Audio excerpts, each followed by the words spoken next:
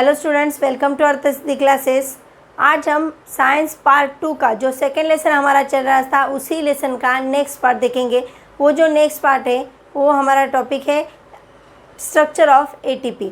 अभी एटीपी का मतलब क्या होता है, एटीपी का मीनिंग क्या है? So ATP means the long form of ATP is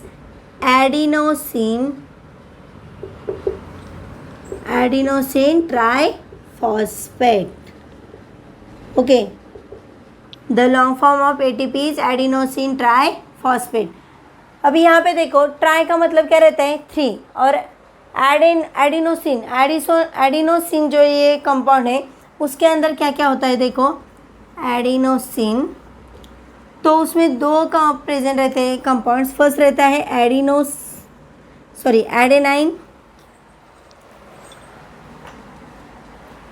first रहता है एडेनाइन और दूसरा होता है राइबोज। ओके, अभी हम इसका स्ट्रक्चर देखेंगे और आगे एडिनोसिन में एडेनाइन और राइबोज। ओके, और यहाँ पे ट्राइफॉस्फेट, ट्राई का मतलब 3 और कितने मतलब क्या है? फॉस्फेट का मतलब फॉस्फर। ओके, तो कितने फॉस्फेट्स के ग्रुप है? 3 फॉस्फेट के ग्रुप है, तो उसको क्या कहते हैं? ATP, adenosine triphosphate. अभी देखो एडेनाइन और राइबोज, इसका हम स्ट्रक्चर ड्रॉ करेंगे। अभी एडेनाइन जो होता है एक हेक्सागोन होता है और उसको एक पेंटागन अटैच होता है। ओके, ये हो गया एडेनाइन, और एडेनाइन को फिर क्या रहता है? राइबोज अटैच होता है।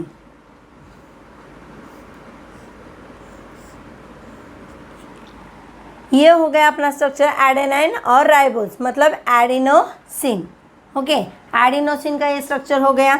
अभी adenosine triphosphate. Okay, adenosine triphosphate, तो यहाँ पे फॉस्फेट के कितने मॉलिक्यूल्स रहते हैं? 3। ओके, आपके बुक में इसका स्ट्रक्चर अलग दिया है, बट मैंने आपको समझने के लिए सिर्फ इतना स्ट्रक्चर निकाला है, 1 2 3। मतलब ये पूरा हमारा स्ट्रक्चर किसका बन गया? एडिनोसिन ट्राइफॉस्फेट, मतलब जो एनर्जी एटीपी के फॉर्म में रहती है। ओके, तो एटीपी का स्ट्रक्चर बन गया। अभी यहाँ पे देखो, जो फॉस्फेट के बीच में जो बॉन्ड्स रहते हैं, ये बॉन्ड्स में बहुत सारी एनर्जी होती है, और ये बॉन्ड्स जब ब्रेक होते हैं तो बहुत सारी एनर्जी क्या होती है? निकल जाती है या रिलीज़ होती है। मतलब ऐसे कि बहुत सारी एनर्जी रिलीज़ होती है। जब एक बॉन्ड इसका टूट जाता है, ये एक बॉन्ड ब्रेक होता है, तो फिर वहाँ पे कितने बॉन्ड्स रहते हैं? Only 2 bonds. कितने बॉन्ड्स है? 2 बॉन्ड्स है। तो हमें एटीपी से यहाँ पे क्या मिलता है? एडीपी। ओके, एटीपी से क्या मिल गया? एडीपी। मतलब एक बॉन्ड ब्रेक हो गया, एनर्जी रिलीज हो गई, सिर्फ कितने बॉन्ड बच गए?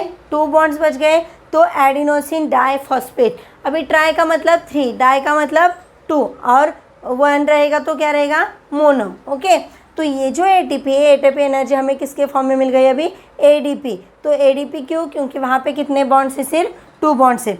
तो और एक बार देखो यहाँ पे स्ट्रक्चर, सबसे पहले एटीपी का लॉन्ग फॉर्म हमें याद रखना है, एडिनोसिन ट्राइफॉस्फेट। इसमें एडेनाइन, सबसे पहले एडोसिन है, तो एडिनोसिन में एडेनाइन और राइबोज ये 2 मॉलिक्यूल्स रहते हैं। फिर इसका हमने ये स्ट्रक्चर देखा, ये स्ट्रक्चर है, ये 3 फॉस्फेट के बॉन्ड्स उसको अटैच रहते हैं। जब एक बॉन्ड ब्रेक होता है तो एनर्जी रिलीज होती है, और जब एनर्जी रिलीज होती है तो हमें एनर्जी मिलती है एडीपी के फॉर्म में। ओके, तो ये था आपके एटीपी का स्ट्रक्चर, जो ज़्यादा से ज़्यादा एनर्जी आपके बॉडी में एटीपी के फॉर्म में ही तैयार होती है। अभी आगे देखते हैं एनर्जी फ्रॉम डिफरेंट कंपोनेंट। अभी एनर्जी कौन कौन से कंपोनेंट से हमारे बॉडी में तैयार होती है या हमें मिलती है? तो सबसे पहले एनर्जी रिच सोर्स कौन है? कार्बोहाइड्रेट से, और कार्बोहाइड्रेट का कन्वर्जन किस में होता है? ग्लूकोज में होता है। तो फर्स्ट कार्बोहाइड्रेट्स,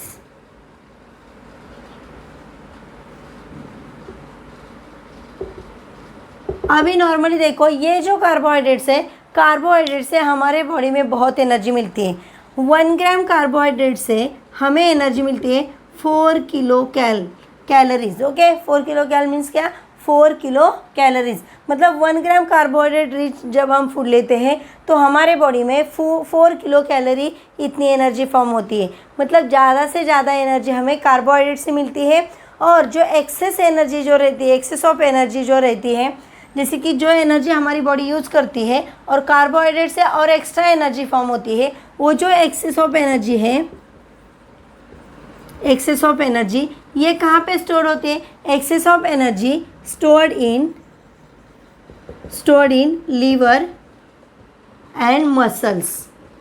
ओके, तो अपने बॉडी में जो लीवर है और मसल से ज़्यादा जो कार्बोहाइड्रेट से एनर्जी जो फॉर्म होती है, ये एनर्जी लीवर में और मसल्स में स्टोर होती है।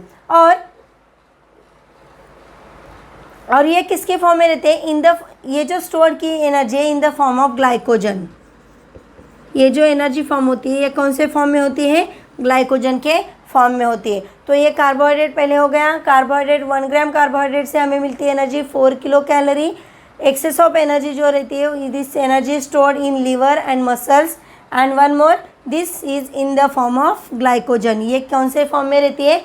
ग्लाइकोजन। अभी सेकेंड जो एनर्जी फॉर्म है, एनर्जी का जो कंपोनेंट है वो है प्रोटीन। अभी देखो ये प्रोटीन्स जो रहते हैं, प्रोटीन से भी हमें 1 ग्राम प्रोटीन से मिलती है energy 4 kilo calorie. Okay, same जैसे कि ये कार्बोहाइड्रेट से हमें 1 ग्राम से कितनी मिलती है? 4 किलो कैलोरी। सेम प्रोटीन में भी हमें 1 ग्राम प्रोटीन से 4 किलो कैलोरी इतनी एनर्जी मिलती है। बट यहाँ पे देखो जो भी ज़्यादा प्रोटीन से एनर्जी जो फॉर्म होती है ये हमारे बॉडी में स्टोर होती है क्या? तो ज़्यादा स्टोर नहीं होती है। तो इसमें क्या रहते हैं? अमाइनो एसिड्स रहते हैं इन the form of amino acid. ये क्या होती है? डिस्कार्ड होती है, मतलब हमारे बॉडी से बाहर जाती है।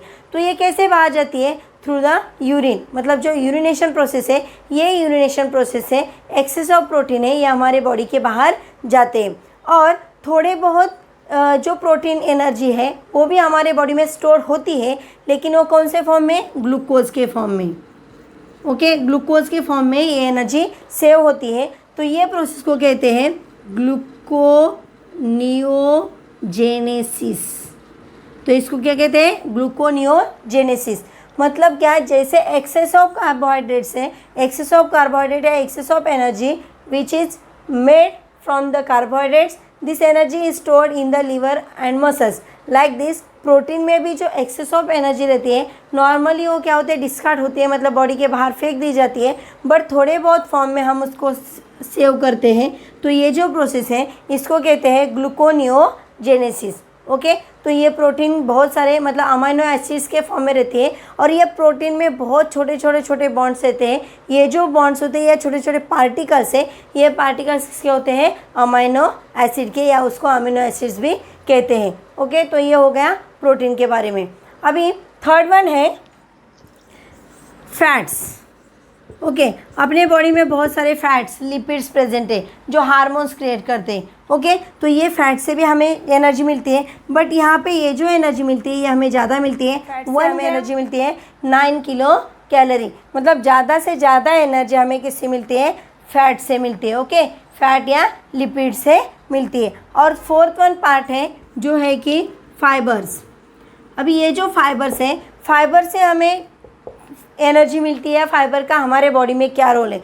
तो नॉर्मली जो फाइबर्स होते हैं एक्चुअल में हमारे बॉडी में उनका डायरेक्ट कुछ काम नहीं है, लेकिन ये जो फाइबर्स है जो डाइजेशन प्रोसेस में हमें ज़्यादा हेल्प करते हैं। ओके, फाइबर की वजह से क्या होते हैं? डाइजेशन प्रोसेस अच्छी होती है। जो भी हम खाना खाते हैं उसका प्रॉपर डाइजेशन होने से हमें एनर्जी मिलती है। मतलब एक्चुअल में कौन सा खुद वो एनर्जी नहीं बनाते, लेकिन वो दूसरों को एनर्जी बनाने के लिए बहुत हेल्प करते हैं। और फिफ्थ वन पार्ट है कि जो वाटर भी हमारे बॉडी में बहुत इंपॉर्टेंट है।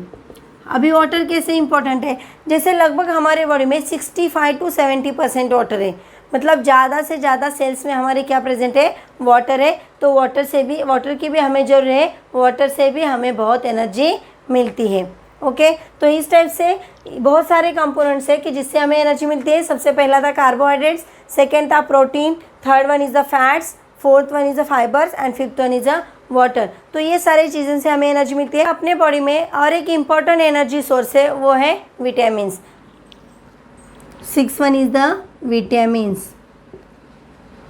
अभी देखो अपने बॉडी में 6 टाइप के विटामिन्स होते हैं। कौन कौन से? Vitamin A, vitamin B, vitamin C, vitamin D, vitamin E and vitamin K. अभी ये जो विटामिन्स है ये विटामिन्स है थोड़े बहुत ऐसे कि जो फैट सोल्यूबल है और थोड़े बहुत ऐसे कि जो क्या है? वाटर सोल्यूबल है। अभी सबसे पहले हम देखेंगे फैट सोल्यूबल।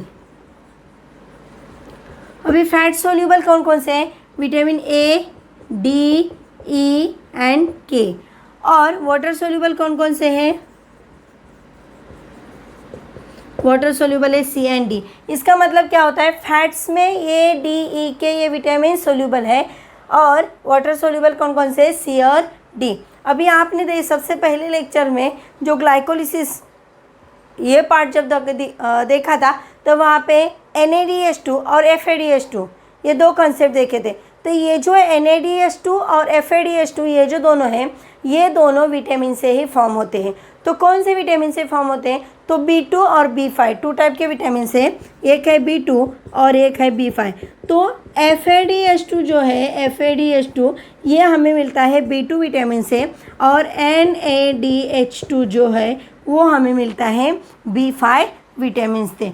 तो ये थे हमारे विटामिन के यूजेस, और ये विटामिन्स हमारे कौन कौन से फैट सोल्यूबल है और कौन कौन से वाटर सोल्यूबल है, और ज़्यादा से ज़्यादा एनर्जी हमें मिलती है, जो ज़्यादा हमें एनर्जी मिलती है विटामिन से।